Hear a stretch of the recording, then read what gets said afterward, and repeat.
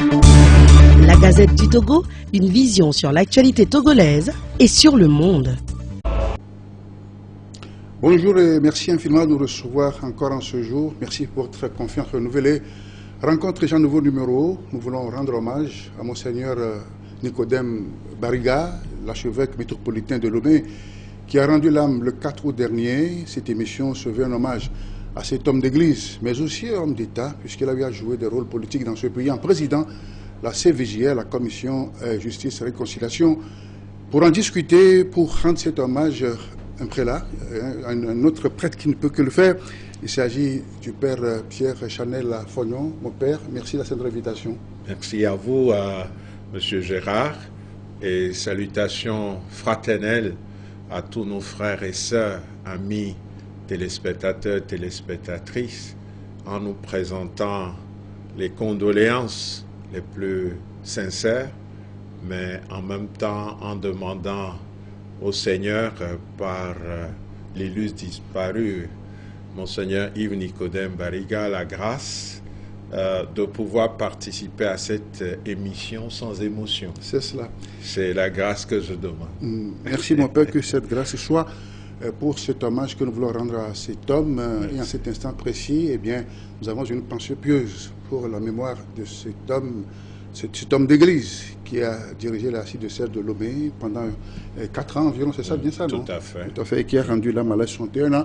Mais avant cela, mon Père, je vous propose ce témoignage rendu par le Père Fabio Abbé, un témoignage sur fond de chansons, comme Monseigneur même l'aimait bien.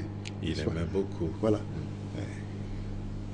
Je suis Monseigneur Nicodème.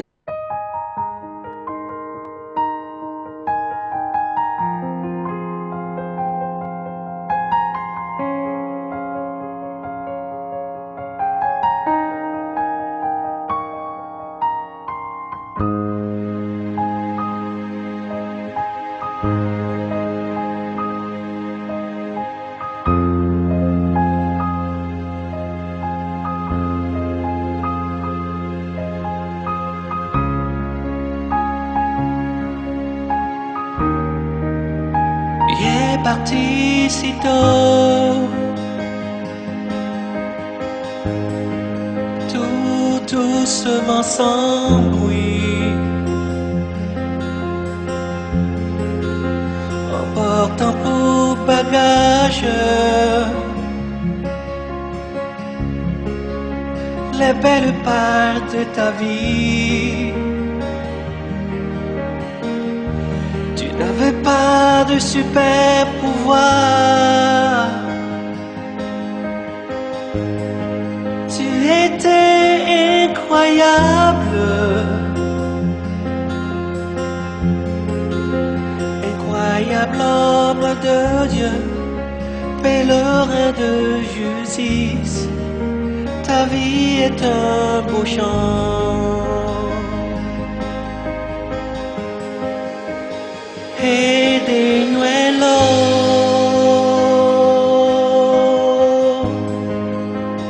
hey, Denuelo,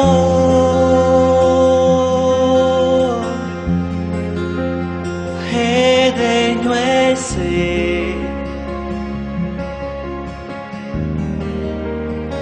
hey, Denuelo.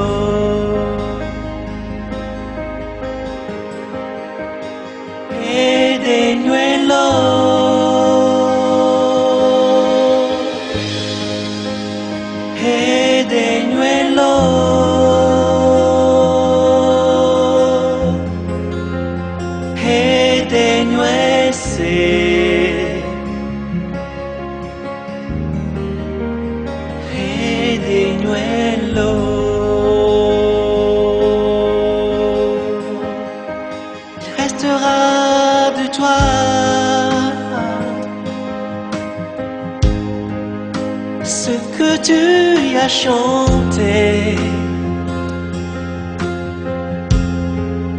ce que tu as chanté de ta voix, de ton cœur et de ta tête,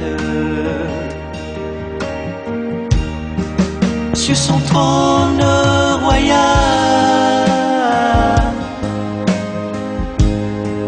notre Père t'attend.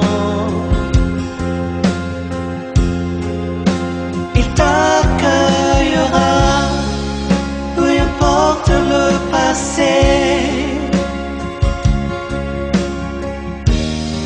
Il te prendra dans le creux de ses bras.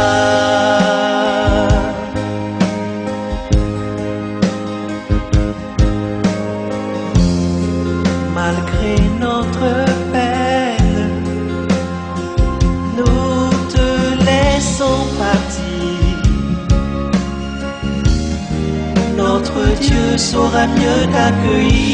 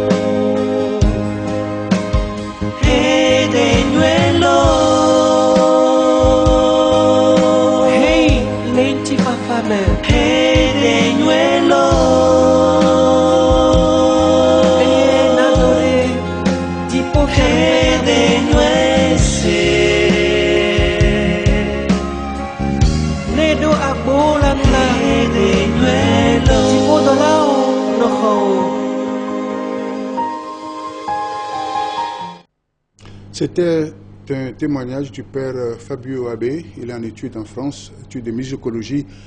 Mon père, vous avez vu ces images de l'évêque Monseigneur Bariga qui a rendu l'âme. Quelle était la réaction du clergé quand vous l'avez appris? Je vous savais proche de lui. Oui, mais quelle était la réaction du clergé?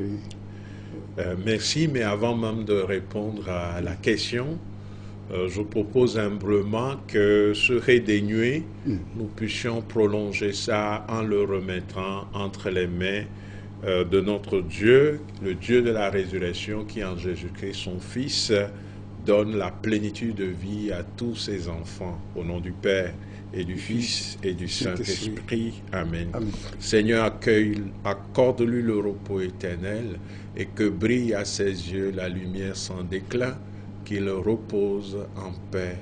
Amen. Au nom du Père et du Fils et du Saint-Esprit. Amen. Amen. Je prends les excuses aux autres téléspectateurs, téléspectatrices. Étant catholique, Monseigneur étant catholique, je ne pouvais que prier comme catholique. Ce n'est pas une imposition. Merci à tous ceux et celles qui, de différentes traditions spirituelles, portent Monseigneur dans leurs prières. Merci aussi au Père Fabio.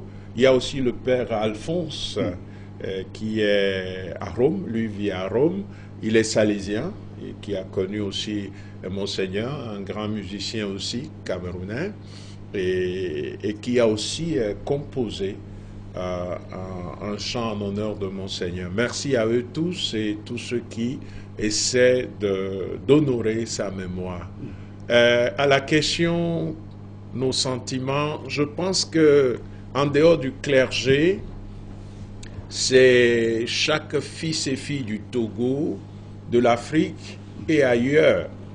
Ils sont nombreux à être touchés. Moi, j'exprime notre état d'âme, ce que nous vivons.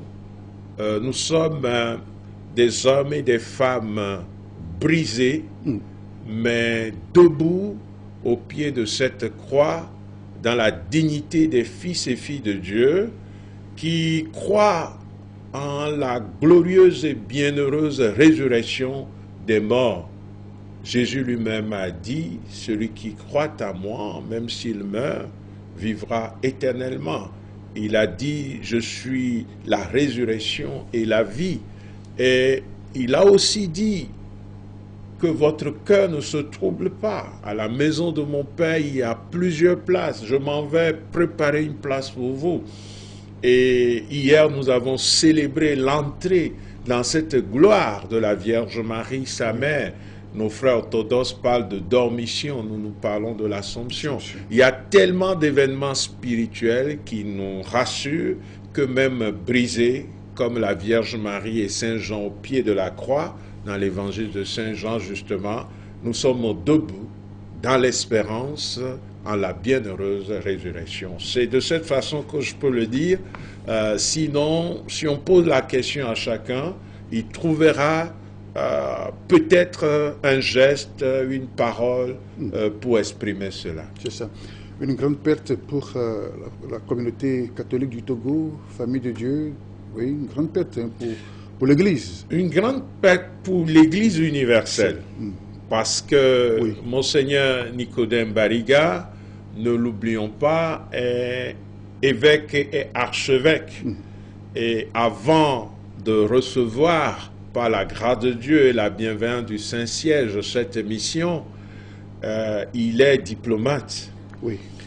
C'est un homme très discret et en même temps doté de capacité de travailler à fond, qui fait qu'il est sur plusieurs missions que nous ne saurons jamais.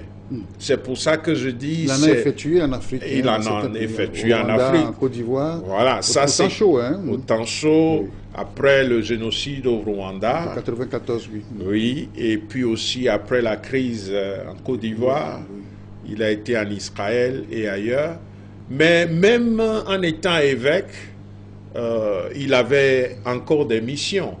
Parce que, étant humble, il n'affiche pas toutes ses capacités.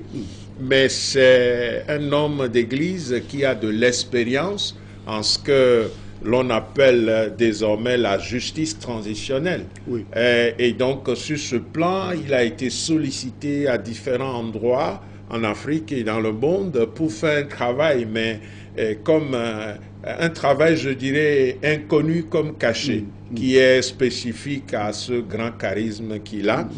Donc, avec une grande capacité d'écoute, il semble. Hein? Oui, Monseigneur, beaucoup ont témoigné, et je peux le confirmer avec ma petite expérience, même quand il doit demander un service à nous qui sommes des prêtres,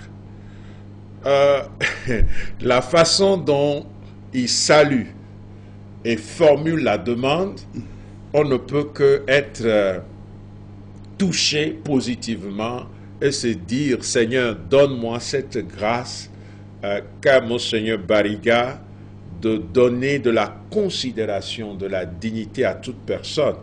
Et j'ai un fils spirituel qui a fait injustement la prison pour des raisons que je n'ai pas besoin d'évoquer ici.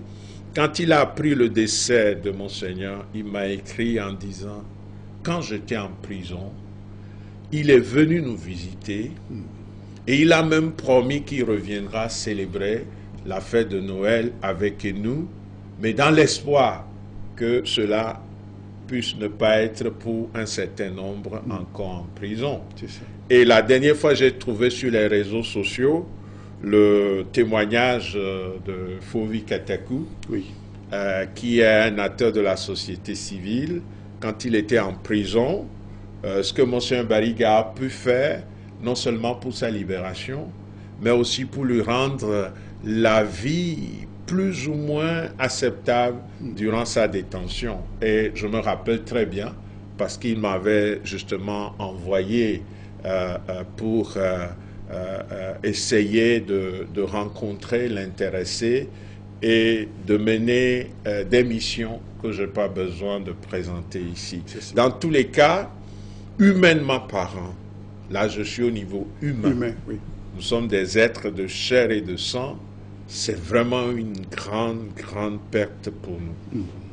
Mais quand nous venons dans la foi, je ne voudrais pas parler de perte, je voudrais parler vraiment de semence et qui va porter des fruits pour qu'il y ait des milliers de jeunes Bariga au Togo, pour un Togo nouveau, une église debout.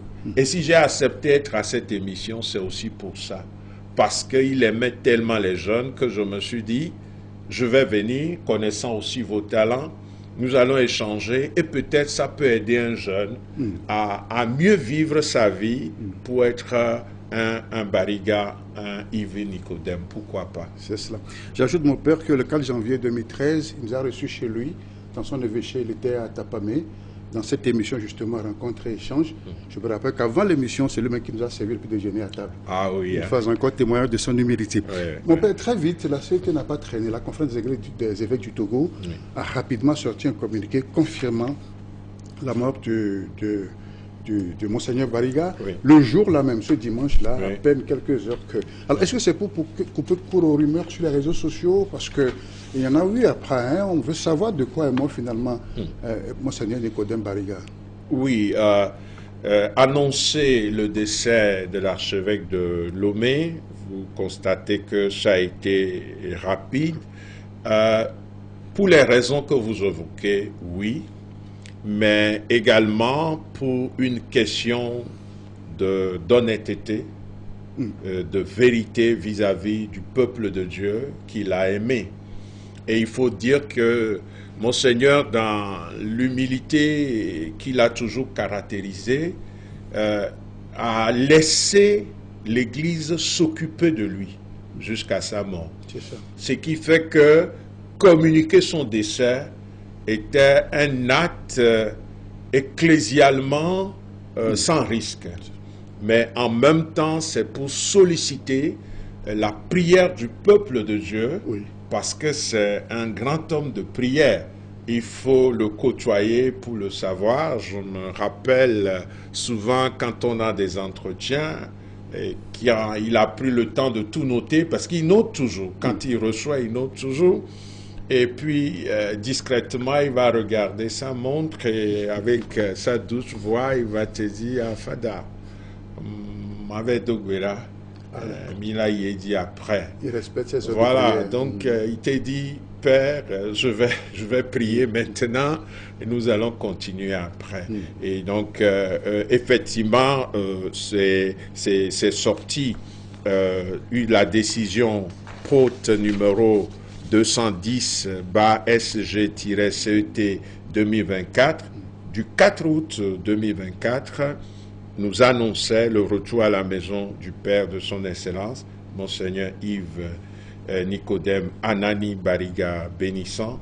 Et vraiment, je l'ai déjà dit, certainement pour des raisons que vous avez évoquées, mais la raison fondamentale, c'est qu'il a été un homme de Dieu, fils et responsable d'Église, accompagné en tout et pour tout par l'Église, ce qui donne plus de possibilités de communiquer sans réserve au sujet de sa naissance au ciel, pour appeler le peuple de Dieu à faire le deuil déjà, à commencer par le faire, par la prière, à son intention, et aussi pour l'archidiocèse, le pays et tout ce qu'il a laissé.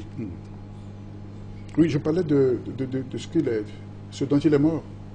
Alors, il y a eu sur les réseaux sociaux des déclarations.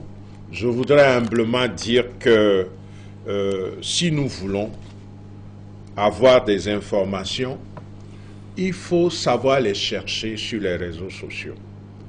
Quand un archevêque décède, ce n'est pas un individu, si éloquent soit-il, qui explique les causes de son décès. Il y a toujours des communiqués officiels. Ça peut venir de la conférence du pays, de cet évêque, de son diocèse, son service de communication, ou encore du Saint-Siège, du Vatican. Donc, il y a un article rendu public, www.vaticannews.va, et qui a déjà exprimé publiquement ceci. Et nous devons nous en tenir à ça. Et je cite, « Monseigneur Nicodème Bariga Bénissant luttait contre la maladie depuis un moment. Les médecins du Togo et de l'Europe ont fait de leur mieux avant son évacuation aux États-Unis. Il y a séjourné pour des soins et nous avions espéré sa guérison. Du retour des États-Unis, le mardi 30 juillet 2024, il a été directement interné à l'hôpital Dr Lafayette à Lomé, au Togo, pour une suite de prise en charge qui a été d'une courte durée, a confirmé à Vatican News le père Emile Segbedi, secrétaire général de la conférence épiscopale du Togo. C'est ça. Je propose que les fidèles, ceux qui aiment vraiment Monseigneur, s'en tiennent à ceci et qu'ils prient pour lui, parce que nous sommes des êtres pour la mort, envie de la vie éternelle. Et donc, nous aimerions que Monseigneur Bariga reste avec nous. Vraiment, c'est notre désir le plus profond. Mais nous devons entrer aussi dans le mystère de Dieu qui nous a dit « Je viendrai comme un voleur, veiller et prier ». 61 ans, c'est dans la fleur de l'âge, hein? Pour un évêque, un archevêque, un fils de l'Église et du pays comme lui, vraiment c'est la fleur de l'âge. Parce que les évêques, officiellement, d'après le droit canonique, vont à la retraite à 75 ans, ils se retirent, mais le pape peut les maintenir encore en fonction, des fois pour des années. Et nous aimerions qu'ils soient encore avec nous toutes ces années, mais ce n'est pas la réalité.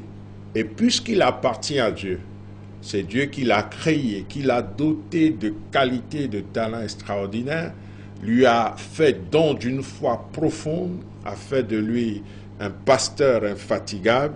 Nous osons, comme je l'ai déjà dit, bien que brisé humainement, mais fort dans la foi et l'espérance en la bienheureuse résurrection, nous prions pour lui, pour sa famille biologique et pour la famille ecclésiale et nationale, internationale que nous formons, afin que nous soyons capables de poursuivre la route qu'il a tracée et d'incarner au quotidien les valeurs qu'il a communiquées, non pas en parlant ou en bavardant, mais en témoignant.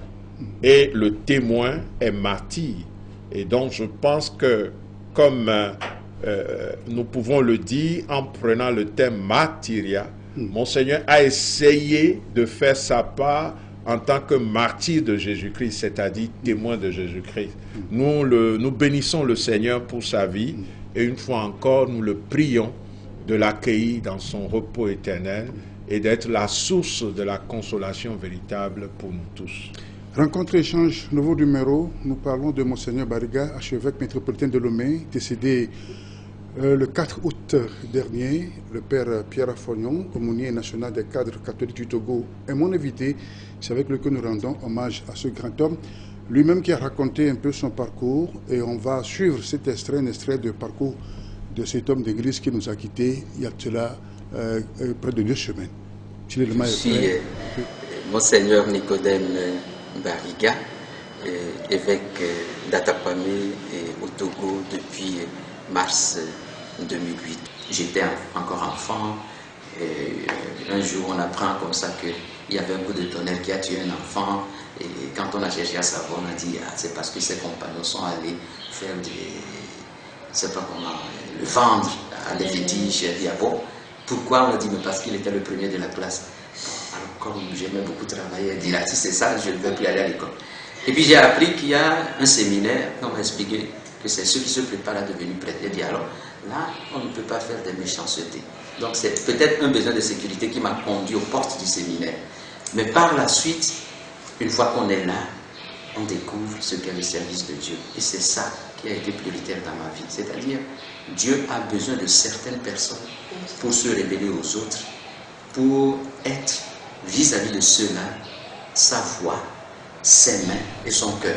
C'est cela qui m'a décidé à devenir prêtre. Mon père, cette voix ne va plus jamais l'écouter, hein? Nous n'allons plus l'écouter en direct. C'est ça. Nous allons l'écouter dans nos consciences. Oui. Nous allons l'écouter dans notre mémoire, dans notre intelligence. Nous allons l'écouter par ses écrits, Oui. Et Oui, Monseigneur a puisque- tellement écrit. C'est cela. Et en relisant depuis sa naissance au ciel son livre Crise d'autorité, abus de pouvoir, qu'il a publié aux éditions Le Masque Noir, qu'il a d'ailleurs dédicacé, je vois avec un peu d'émotion son écriture où il écrivait à la Direction nationale de l'enseignement catholique, Monseigneur Bariga. Et donc, il écrivait sur l'autorité de l'évêque, à la page 91, je vais citer, « L'évêque ne peut exercer son autorité qu'en montrant qu'il est lui-même soumis à une autre autorité dont il n'est, après tout, que l'instrument et le fidèle intendant. Son exemplarité dans ce domaine, conjuguée avec celle des membres de son clergé, offre les conditions de possibilité d'un exercice fraternel de l'autorité. Monseigneur a toujours conçu l'autorité jamais comme un pouvoir pour écraser les autres, mais comme une diaconie, comme un service à rendre pour que l'autre puisse s'épanouir et que la fraternité soit possible. C'est pas pour rien que sa devise d'ordination, c'est bienheureux les artisans de paix. Et donc, c'est un homme, même quand il parle, quand même il doit faire des remarques parce qu'il a de l'autorité. Bien sûr. Moi, je ne l'ai jamais vu hausser le ton. Et des fois, on se demande, mais est-ce que Monseigneur, il lui arrive de se fâcher? Je pense que quand même il est fâché, il garde une grande sérénité et communique au cœur de celui qui est, entre guillemets, fautif, l'essentiel, dans un respect qu'il m'est difficile de décrire. Et vraiment, nous devons prier pour que son charisme soit donné par l'Esprit Saint à beaucoup de responsables, non pas seulement dans l'Église catholique, mais aussi tous ceux qui exercent l'autorité, et que ce soit le pouvoir public, que ce soit les leaders politiques, un père de famille, une mère de famille, un enseignant, pour que nous soyons toujours en train d'utiliser l'autorité pour accompagner et élever l'être humain et jamais pour l'écraser et le réduire en esclavage. C'est très important, Monseigneur Bariga. Et il n'est pas âgé de dire que c'est un personnage légendaire, puisque de son vivant même, il y a de très bons témoignages sur Monseigneur Bariga. Tout à fait, Oui. tout à fait. Et vraiment, je parie que ceux qui l'ont connu de très près, depuis qu'il était élève à l'école primaire catholique de Nyekonakwe, passant par le petit séminaire Saint-Pie X d'Aguanivé, qui est encore là, et Ouida, et même au Bénin, et plus tard à l'université catholique de l'Afrique occidentale. Et ils ont gardé de lui, dans leur témoignage, cette capacité qu'il avait à jouer, à blaguer, mais à être en même temps excellent et profond, et à chercher à être l'ami de tous, et en essayant d'être un pontifex, non? Je pense que Monseigneur, l'évêque est un pont aussi, non? Mais je crois que cette vocation d'être un pont entre les humains, pour que entre les hommes se vive une fraternité réelle, est quelque chose de très fort. Au moment où tout le monde disait que le Togolais est méchant, le Togolais est quelqu'un accroché au pouvoir, quelqu'un qui ne pense pas au prochain, Monseigneur Bariga, qui a fait l'expérience de la CVJR, disait que le Togolais est bon, le Togolais est généreux, et c'est une bonne personne. C'est ça. Mais que sa difficulté, c'est que il est méfiant. Et cette méfiance fait que par moment, il est intransigeant. Et sa prière, c'est que nous puissions travailler nos relations en famille, dans la société, dans l'Église, au niveau des acteurs politiques de notre pays, pour arriver à bâtir une confiance qui puisse permettre vraiment de sortir de tout ce qui empêche, qui pourrait empêcher nos églises, mais aussi notre pays, de faire des bons qualitatifs de l'avant. Et ça, je me dis, c'est un message important que tout Togolais doit écouter. Excusez-moi, depuis son Excellence, Monsieur le Président de la République, passant par ses collaborateurs, les acteurs politiques des différents partis politiques, les acteurs de la société civile, les hommes et les femmes de la diaspora, pour que nous nous mettions à l'école de Monseigneur Bariga pour faire une nation, une église ou des confessions religieuses qui ont comme valeur fondamentale un vivre ensemble dans la fraternité pour bâtir un Togo de prospérité, non seulement pour nous-mêmes, mais aussi et surtout pour les générations d'aujourd'hui et de demain. C'est cela, on a vu tout à l'heure, lorsqu'on parlera de son rôle qu'il a joué à la tête de la CVJR, le temps de nous proposer, mon père, c'est témoignage aussi de citoyens ordinaires qui ont quand même eu à connaître Monseigneur et qui ont dit quand même un mot sur ce personnage que vous décrivez. Merci beaucoup. Oui. Sa vie spirituelle se vit dans cette grande foi et qu'il exprime admirablement dans ses chants. Vous savez qu'il chante beaucoup, et bien, et très bien même. Il est vraiment rigoureux dans le travail. C'est un homme très pondéré, un homme très calme et très simple. C'est quelqu'un qui est très calme et qui a un sens très profond du respect de l'être humain. Il y a d'abord la clarté de sa pensée qui me frappe toujours, l'intelligence, mais claire, il sent bien dire bien les choses, sa sobriété, sa simplicité et sa capacité d'accueil et d'écoute des gens. Il est très ouvert, c'est très bien écouté.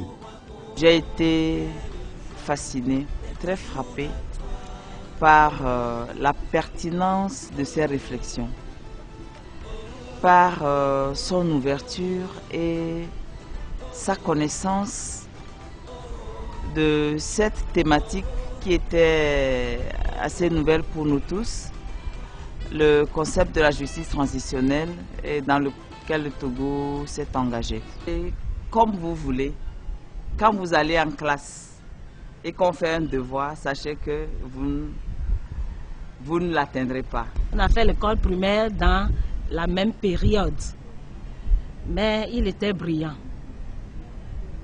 Et je crois que tous ceux qui le connaissent témoigneront qu'il est brillant et qu'il mérite. Et moi, je suis même fière qu'on puisse proposer à la jeunesse un tel homme, qui n'est pas seulement un homme brillant dans une société, ou bien à la tête d'une entreprise, ou à la tête d'une banque, mais que la jeunesse sache aussi que les gens brillants se donnent à Dieu. Les gens brillants peuvent laisser tout ce qu'ils peuvent avoir comme avantage, richesse matérielle, et tout ce qu'ils peuvent avoir comme avantage pour se donner à Dieu et être aussi efficace que lui. J'ai assisté, on était ensemble à New York, dans une de nos missions. Il a célébré la messe en anglais. Et je lui disais qu'il y a plus d'hispaniques là-bas. Il disait que s'il avait su, il aurait fait ça en espagnol. Et donc, il maniait toutes les langues. Là où il est, ce n'est pas une improvisation. Ça veut dire qu'il a travaillé effectivement.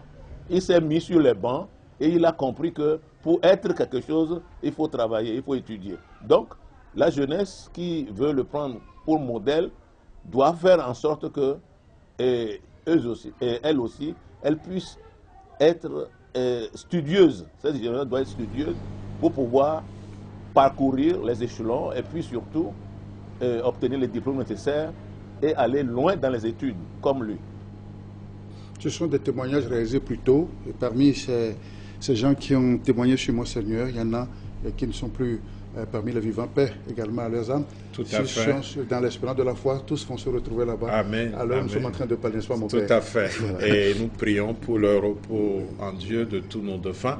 En réalité, l'élément que vous avez choisi, c'est un témoignage qui n'est pas lié en cette période de son décès, mais c'est qu'on a voulu présenter Monseigneur Nicodème Bariga aux jeunes Togolais comme un modèle. C'est dans une référence. Voilà. C'est dans ce cadre que ça a été fait. Oui. Mais j'ai ici sous les yeux un extrait du témoignage de Monseigneur Alexis Touabli Youlou, qui est le président de la conférence des évêques de la Côte d'Ivoire, qui, au sujet de Monseigneur qu'il a connu à Abidjan, dit que vraiment, nous avons perdu un grand homme, un grand homme. Et voici ce qu'il écrit. Le jour de son inhumation, ça ne sera pas un homme sans vie que nous mettrons en terre, mais plutôt une graine que nous allons semer, qui portera à coup sûr de bons fruits pour l'Église en Afrique de l'Ouest et pour l'Église répandue dans le monde. Et donc, l'envergure de l'homme est telle que c'est aussi des personnalités, ses confrères africains qui pleurent, mais c'est aussi l'Église universelle et des personnes qui l'ont connu. Nous continuons de rester dans ce mystère qui nous dépasse, mais qui ne nous enlève ni la foi ni l'espérance, et notre engagement à incarner au quotidien les valeurs que Monseigneur nous a laissées en héritage doit être sans cesse renouvelé. C'est cela. Alors, tout à l'heure, vous parlez de ses œuvres, il est dramaturge, il a publié, il a fait des publications, mais aussi il est artiste, chanteur, compositeur. Oui, oui. Il donne des concerts publics. Et la question me vient, est-ce qu'un prélat peut donner un concert en public? Lui-même a répondu à ça, heureusement. Il a répondu, et je pense même sur YouTube, on peut trouver l'élément. Et comme il le dit, pour lui, la musique et les chants qu'il a pu composer... Une centaine environ. Oui, il a composé, d'après ce que nous avons lu, ces chants rassemblés font quand même au moins 6 albums, sans compter peut-être certains chants qu'il n'a pas publiés, voilà, de circonstances. Mais dans tous les cas, c'est quelqu'un qui est reconnu comme écrivain et comme musicien. Et dans ce que nous avons retenu de lui-même, il ne faisait pas la musique pour être un artiste, pour devenir vedette, pour être vu, pour être star. On le constate même. Quand il est sur scène, ceux qui ont encore des vidéos peuvent voir qu'il va faire toujours des gestes qui accompagnent son chant. Les gens peuvent danser autour de lui, mais il a toujours une dignité d'être en même temps artiste, en même temps évêque, et on peut l'observer. Et en dehors de ça, il a dit que pour lui, le chant, c'est un lieu vraiment d'évangélisation au sens de pastoral. Donc l'objectif pour lequel Monseigneur chante, c'est pour vraiment rejoindre des gens. De plus en plus, le pape François parle de la périphérie, c'est-à-dire des lieux où habituellement on ne voit pas des prêtres. Et je pense que le lieu de la musique, Monseigneur Bariga a suffisamment démontré, et beaucoup d'autres prêtres lui ont emboîté les pas, mais il a suffisamment démontré que par la musique, on peut toucher les cœurs, on peut annoncer l'évangile, on peut accomplir une œuvre pastorale. Monseigneur Nicodème Bariga n'est pas seulement homme d'église, il est aussi homme d'État, parce qu'il a eu à présider la CVJ, on peut le dire ainsi? Je crois. Il a eu à présider la CVGR, c'est ce qui est officiel. Personne ne peut nier ça. Voilà. Et je pense que quand on va dans les archives de notre pays, souvent les commissions, je ne suis pas en train de faire une critique au sens, disons, négatif. Je suis en train de dire un constat, d'apprécier. La plupart des commissions qui naissent pour approfondir telle ou telle autre réalité, n'arrivent pas à sortir des conclusions, n'arrivent pas à sortir un rapport annexé avec des recommandations. Mais malgré les difficultés, et Dieu sait combien il a souffert, Monseigneur a tenu bon et il a vraiment géré pas mal de situations et finalement le rapport est sorti, les recommandations l'ont accompagné. Certes, des Togolais l'ont critiqué, nous sommes très forts pour bavarder, pour parler, pour insulter. Et des fois, quand je regarde sur les réseaux sociaux, je me demande si avec la mort de Monseigneur Bariga, chaque Togolais ne doit pas désormais mesurer ce qu'il dit à la place publique et apprendre le respect de l'autre qui nous interdit de banaliser l'insulte et de semer ce qui est aléatoire, qui relève du mensonge comme si c'était une forme d'honneur. Donc je reviens à ce que je disais, Monseigneur a traversé tout ça et a laissé un rapport avec des recommandations. Merci à lui et à toutes ces personnes qui ont travaillé dans cette commission. Et moi, je me dis qu'un travail que les acteurs politiques et ceux de la société civile, y compris aussi les confessions religieuses, doivent faire aujourd'hui, c'est de reprendre ces rapports, de reprendre les recommandations, de voir en quoi ça peut nous aider encore aujourd'hui à sortir de cette crise qui ne dit pas son nom et qui fait que les acteurs politiques togolais, à dire vrai, n'arrivent pas à travailler ensemble pour un Togo nouveau, un Togo de prospérité. Chacun se jette la pierre, tel dit que c'est la faute à tel, l'autre dit c'est la faute à ceci. Entre-temps, c'est la population qui vit plutôt des situations difficiles. Est-ce que le rapport de la CVJR et les recommandations ne peuvent pas être un document central qui puisse réunir les acteurs togolais pour un nouveau départ, au moins en mémoire de cet homme qui a beaucoup fait pour ce pays. Dans ce sens, il a été un homme d'État, pourquoi pas. Lui-même dit quelque chose d'intéressant. Il a écrit aussi un article dans ce livre, Enraciner la démocratie en Afrique, Parole d'intellectuel, qui est sous la direction de Roger Kwefoli et Marie Squashi.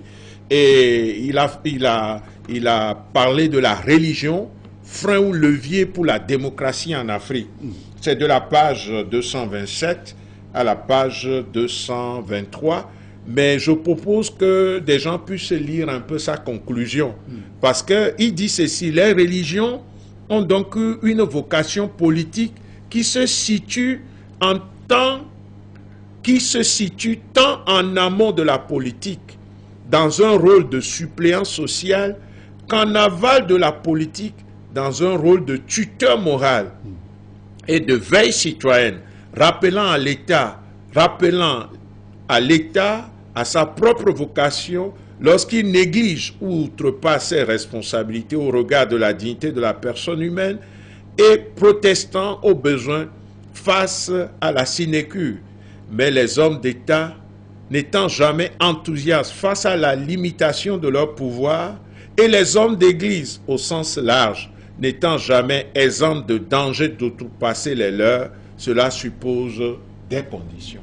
Et donc, je pense que Monseigneur Bariga accepterait volontiers qu'il est homme d'État si nous prenons la politique comme l'affaire de la cité et si nous prenons la politique aussi comme principe qui doit être à la base de l'exercice du pouvoir. Et si nous prenons aussi la politique, comme dit Aristote, chaque être humain est un animal politique. Il vit en société avec les autres. Dans ce sens, je dirais sans hésitation que c'est un homme d'État, et plus qu'un homme d'État, je crois que Monseigneur Bariga a exercé un rôle très discret de conseil auprès de différentes autorités de notre pays et d'acteurs politiques. Avec son appel à la veille de la présidentielle de 2020, il lance un appel à tous les candidats, n'est-ce pas? Tout à fait, et même aux jeunes aussi, de ne pas se laisser manipuler.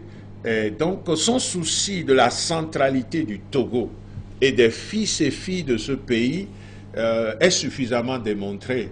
Moi, quand je prie pour lui et pour l'Église, une des prières qui accompagne aussi, c'est très modeste, qui accompagne celle que j'essaie d'offrir en sa mémoire, c'est à l'intention des autorités de notre pays et des acteurs politiques. Je me dis, est-ce que la naissance sociale de Monseigneur Bariga n'est pas aussi un appel à passer à quelque chose de qualitativement supérieur en termes de synergie, d'action politique pour un Togo de prospérité et de bonheur pour tous, un Togo où la misère recule, la paupérisation recule et les citoyens peuvent dire de leurs acteurs politiques bravo parce que vous êtes en train de faire des choses à notre avantage plutôt que d'être toujours dans des guerres qui ne disent pas leur nom. Pourquoi pas? Monseigneur Bariga, une vie, un destin incroyable. Lui-même, il a l'histoire de Monsieur Incroyable qui amusait les téléspectateurs, enfin les spectateurs qui assistaient à ces concerts. Mon père, avec votre permission, va parler rapidement de l'après Bariga, puisque quoi qu'on dise, hein, la nature ayant horreur du vide, très rapidement, le Vatican, le Saint-Siège a réagi en nommant l'évêque d'Anéro comme administrateur apostolique. Et juste un rôle intérimaire, ou bien qu'est-ce que c'est? Comment expliquer ça alors, fidèle, oui. Je vais l'expliquer comme ceci. Normalement, le droit de l'Église a prévu ce qu'il faut faire quand il y a vacances de siège. Oui. Et en termes de vacances de siège, ça peut être la mort, c'est le cas actuel, ça peut être aussi la démission ou autre raison grave. Donc, quand un évêque décède, soit il y a un administrateur diocésain. L'administrateur diocésain, c'est un conseil qu'on appelle le conseil des consulteurs qui se réunit sur instruction du Saint-Siège et qui procède à l'élection de celui qui doit jouer un rôle intérimaire, conduit simplement les affaires courantes. Bon, l'autre forme, c'est que c'est Rome même, c'est-à-dire le Saint-Siège, le pape, qui va désigner un évêque ou un prêtre idoine et il est nommé pour conduire cette période. Donc, dans les deux cas, c'est toujours une mission limitée dans le temps. C'est à tempus, c'est-à-dire que c'est une mission de gestion des affaires courantes. Donc, Monseigneur Isaac Jogaglo, évêque d'Anéro, désormais administrateur apostolique à Lomé, nous le saluons, nous prions pour lui, pour sa mission, ainsi que le collège des consulteurs qui va l'accompagner. Nous prions pour l'archidiocèse de Lomé. Mais sa mission est limitée dans le temps. La nomination, et tel que cela nous a été communiqué, ne dit pas c'est pour tel nombre de jours, de mois ou d'années. C'est ça. Dans tous les cas, c'est une mission dans le temps. C'est limité jusqu'à la nomination d'un archevêque pour l'archidiocèse de Lomé. Et ça, c'est dans la discrétion du Seigneur et aussi de la bienveillance du Saint-Siège. C'est ça. Oui. Alors, Monseigneur Bariga a été évêque, il est devenu archevêque, en restant toujours évêque, il a fait ce qu'il a pu faire sur terre. Et il y a beaucoup de Togolais qui ont rêvé voir en lui le premier cardinal togolais. Ah oui. C'est un rêve brisé. Bon, un rêve brisé, humainement, oui. Il faut dire les choses, humainement, oui, parce que, comme je l'ai dit, Monseigneur a un charisme extraordinaire et tout le monde le reconnaît. Parce que habituellement, les gens... Il pouvait être appelé à ce rôle, c'est ça? Oui, rien ne l'empêchait. En tout cas, rien ne l'empêchait. Les critères de nomination et aussi la décision du pape ne nous appartiennent pas, mais rien ne l'empêchait, en tout cas. Mais rêve brisé, comme je l'ai dit, humainement, parce que c'est quelqu'un qui peut faire beaucoup de bien à l'Église sous-régionale et même à l'Église universelle. Mais dans le plan de Dieu, non. Parce que le vrai rêve sur la vie de Monseigneur Bariga, c'est Dieu qui l'a. Et ce que j'aime chez Monseigneur Bariga, c'est qu'il n'a jamais eu telle ou telle autre ambition en devenant prêtre. Et son chant qui dit « Ma vie, c'est le Christ et son évangile », dit vraiment ce qu'il porte. Il a toujours cherché à entrer dans l'obéissance, à travers ses supérieurs pour accueillir la volonté de Dieu.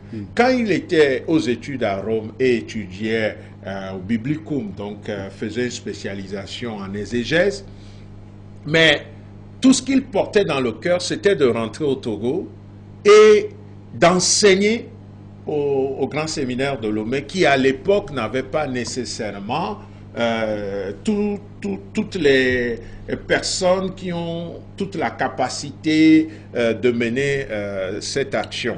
Et donc, on lui a demandé plutôt de continuer le droit canonique et après l'académie pontificale. Il a obéi. Il était en plein processus de devenir nonce. En stage en Israël, on lui a demandé, le Seigneur, à travers le Saint-Père, voudrait que vous alliez à Takpamé comme évêque. Il lui-même dit qu'il avait voulu dire non, mais son nonce lui a posé un certain nombre de questions et il a compris qu'en réalité, quand on devient prêtre, on ne fait plus sa volonté. Et ça, je pense que c'est un message très fort que Monseigneur laisse à nous les prêtres.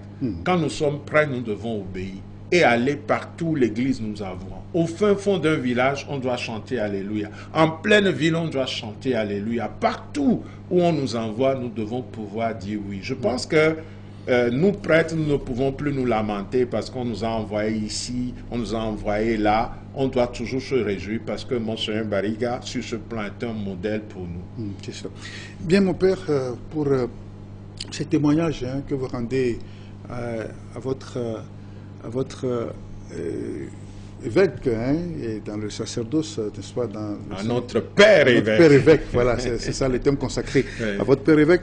Alors finalement, que dire, quel héritage, et qui peut être les héritiers, justement, entre guillemets, les héritiers, n'est-ce pas, dans le sacerdoce, dans le Saint-Ministère de Monseigneur Bariga? Moi, je dirais tous les prêtres, parce que Monseigneur, tous les prêtres, tous les diacres, les séminaristes, et aussi les laïcs. Parce que l'héritage que Monseigneur laisse est d'abord un héritage spirituel. Et chacun peut trouver quelque chose dans cet homme qui va l'aider à être davantage humain pour être pleinement chrétien. Comme j'aime dire, le vrai chrétien, c'est celui qui a pris au sérieux l'humanité. Et donc, si nous sommes humains, nous sommes déjà dans la dimension spirituelle. Et le Christ vient parfaire tout ça. Comme disaient les pères de l'Église, non? La grâce suppose la nature. Donc, nous tous, nous héritons de Monseigneur. Et rapidement, monsieur, les obsèques, vous en avez eu l'idée? Pour le moment, il n'y a pas de date fixée officiellement. Mais je sais qu'avec la nomination de Monseigneur Isaac Jogaglo comme administrateur apostolique, des rencontres vont avoir lieu et comme disait Monseigneur lui-même quand on lui a confié la mission, ça ne va pas tarder. Et donc je crois que dans les jours qui viennent, le peuple de Dieu et toute la nation nous serons situés par rapport aux dates pour ces funérailles. En attendant, la conférence nous a invités à la prière. Donc, je pense que c'est à cela que nous devons nous en tenir. C'est ça. Merci, mon père. Un dernier mot, 2-3 mots, rapidement, pour clore cet entretien?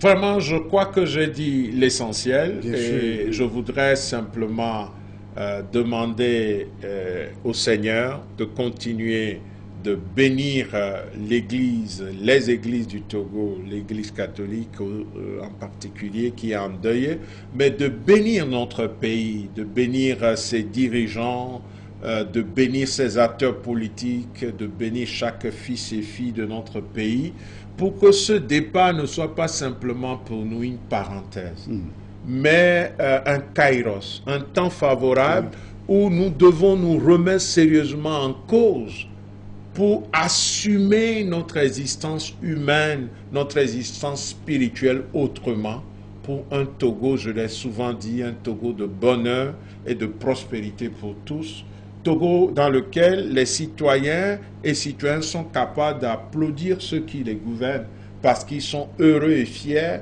et les autres acteurs politiques, malgré la dimension critique, sont capables de mutualiser les énergies pour élever le pays. Parce que le pays, la patrie, c'est cher, c'est important, c'est capital. C'était très cher à Monseigneur Bariga. Merci mon père, Père Pierre Afognon. Vous êtes l'aumônier national des cadres catholiques du Togo, oui. Le directeur national de l'enseignement catholique. Vous avez accepté notre invitation malgré vos emplois du temps chargés. Et donc, merci pour votre disponibilité d'avoir accepté de rendre ce témoignage à notre père archevêque, Monseigneur Nicodème Bariga. Merci à vous et à votre télévision. Merci. Merci à mes téléspectateurs, c'est la fin de cet hommage rendu à l'archevêque métropolitain de Lomé, décédé le 4 août dernier, à 61 ans, à samedi prochain pour d'autres réflexions et à très bientôt.